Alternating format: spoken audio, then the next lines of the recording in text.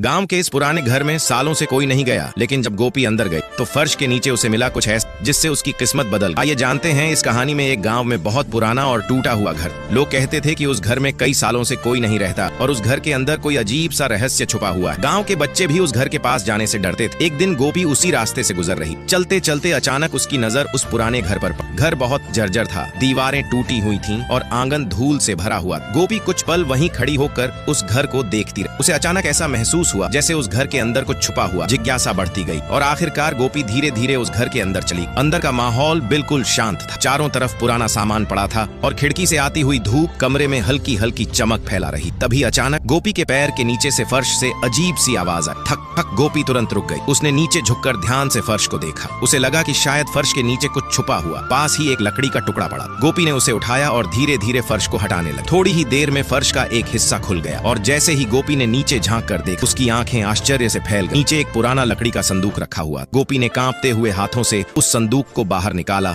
और धीरे धीरे उसका ढक्कन खोला। जैसे ही संदूक खुला, अंदर से सोने के सिक्के और चमकते हुए गहने दिखाई देने लगे। गोपी कुछ पल के लिए हैरान रह गई। यह सच में छुपा हुआ खजाना था। लेकिन गोपी लालची नहीं थी। उसने उस खजाने को अपने लिए नहीं रखा। उसने उस खजाने का इस्तेमाल गांव के लोगों की मदद करने में किया। किसी के टूटे घर की मरम्मत करवाई, किसी को खाना दिया और गांव के बच्चों के लिए एक छोटा सा स्कूल भी बनवाया। धीरे धीरे पूरा गांव खुशहाल हो गया और लोग कहने लगे, कभी कभी किस्मत हमें खजाना जरूर देती है, लेकिन असली खजाना वही होता है जो दूसरों की खुशियों में इस्तेमाल हो।